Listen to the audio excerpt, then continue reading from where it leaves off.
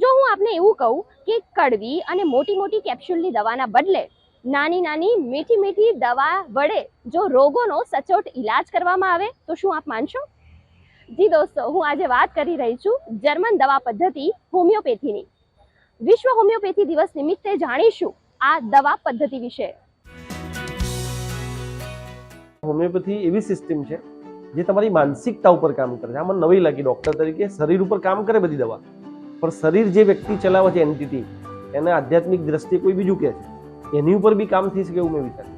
તો બેઝિકલી હું ખેડૂત પુત્ર છું, એટલે મારા ઘરમાં મેં ખેતીવાડી કરી તો અસ્થમા, શરદી, ઉધરસ, ખરજવું આ બધા રોગો હતા. અને પપ્પા એવું કીધેલું કે આ તો પેઢી દર પેઢી આપણા રોગો છે. મને નોકરી ટ્રાઇબલ વિસ્તારમાં મળી, ત્યાં હોમિયોપેથીનો મારો પરિચય થયો અને ત્યાંથી મેં હોમિયોપેથી દવા સ્ટાર્ટ કરી. ઇનિશિયલી પ્રારંભિક રીતે મને શરદી, ઉધરસ અને 7 વાગ્યા પહેલાં હું ઘરની બહાર ના નીકળું છું અને માથે ટોપી 365 દિવસ ગરમ ટોપી મારે પહેરવી પડે, ગળામાં મફલર રાખવું પડે, નાકમાંથી એટલું બધું સ્નેઝિંગ થાય કે કોઈની સાથે 2-3-4 ફૂટથી દૂર જ રહેવું પડે, અદરવાઇઝ સ્નેઝ થાય તો હું રૂમાલ બી આગળ ના રાખું. આ પોઝિશન મને હતી અને મેં હોમિયોપેથી સ્ટાર્ટ કરી. એનાથી 1.5 વર્ષમાં મને બહુ જ ફાયદો થયો. પણ 2000ની સાલ પછી એને પણ નાની મોટી કોઈ બી કોરોનાની બીમારી થઈ હોય કે ડેન્ગ્યુ થયો હોય તો હોમિયોપેથીથી જ લગભગ સારું થઈ જાય છે.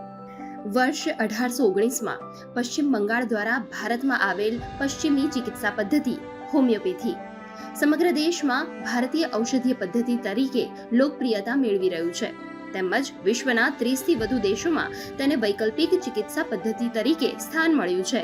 હોમિયોપેથી 200 વર્ષ જૂની પદ્ધતિ છે. એમાં નવું રિસર્ચ અત્યાર સુધીમાં થતું જ રહે છે, થતું આવ્યું છે અને 10,000થી પણ વધારે વિવિધ રોગો માટેની દવાઓ છે. હું છેલ્લા 30 વર્ષથી હોમિયોપેથીની પ્રેક્ટિસ કરું છું. હોમિયોપેથીની દવાઓમાં બહુ જુદી જુદી કેટેગરી છે અને એ દવાઓ બને છે વનસ્પતિઓ, હર્બ્સ અને મિનરલ્સમાંથી. હવે લેટેસ્ટ રિસર્ચ પ્રમાણે ફૂલોનો અર્ક એમાંથી પણ લગભગ 40 જેટલી દવાઓ બને છે. મારે એક પેશન્ટ હતું જેને પાર્કિન્સન પેશન્ટ છે, પેશન્ટ છે જેને પાર્કિન્સન છે. એની અમે હોમિયોપેથીની દવાઓ ચાલુ કરાવી. 1 મહિનામાં જ એટલું સરસ દર્દીને રિઝલ્ટ મળ્યું કે 80% એની બધી તકલીફો દૂર થઈ ગઈ. અત્યારે પણ એ મારી ટ્રીટમેન્ટમાં ચાલુ છે અને પેશન્ટ એકદમ સ્વસ્થ છે. ભારત સરકાર દ્વારા 2014માં આયુષ મંત્રાલયની સ્થાપના કરવામાં આવી. આયુષ મંત્રાલયની સ્થાપનામાં નેચરોપેથી, આયુર્વેદ, યુનાની, યોગા, સિદ્ધ યોગા એની સાથે હોમિયોપેથીને પણ બહુ મહત્ત્વનું સ્થાન આપવામાં આવ્યું છે. હોમિયોપેથીની સૌથી પહેલી દવા ડૉક્ટર હેનેમને ઘણા વખત પહેલાં બનાવી હતી અને એ મેલેરિયા માટે બનાવી હતી.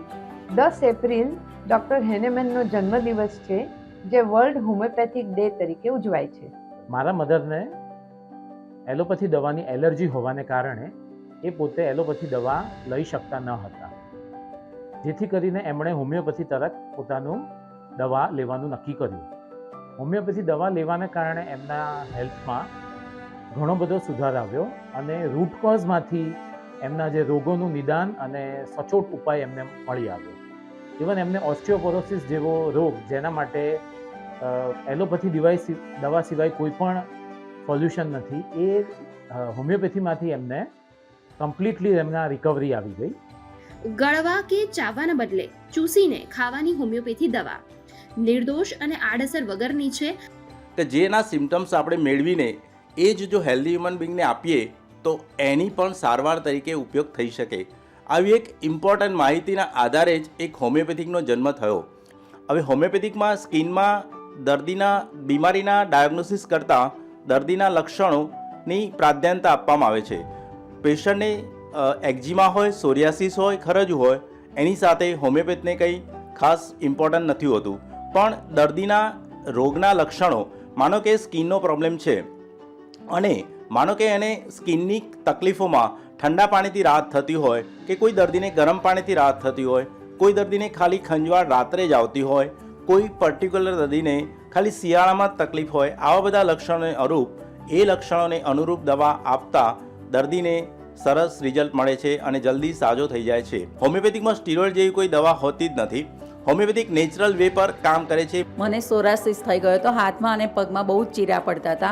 6 મહિના સુધી મેં એલોપેથિક દવા કરી પણ કંઈ ફરક પડ્યો નહીં.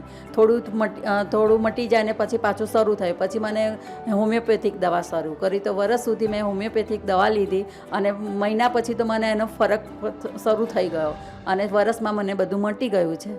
કોરોના કાળથી લોકોનો હોમિયોપેથી પ્રત્યે અભિગમ બદલાયો છે, જેના કારણે આજે સમગ્ર વિશ્વમાં હોમિયોપેથી દવાનું માર્કેટ 1,700 કરોડ અમેરિકી ડોલર પહોંચ્યું છે. ગુડ ન્યૂઝ ગુજરાત માટે અમદાવાદથી લક્ષ્મણ રાજપૂત સાથે ક્ષમા કામદારનો રિપોર્ટ.